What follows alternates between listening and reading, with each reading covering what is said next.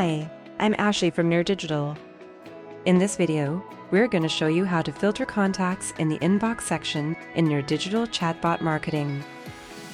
In the inbox section, you can filter your contact in various ways. Right here, we have 3 folders. The human folder holds conversations that are handled by humans. These are contacts on live chat. The second one is the bot folder. This holds conversations that are handled by the bot. The all folder holds both the live chat conversation and bot conversation. You can also search for a contact by its name.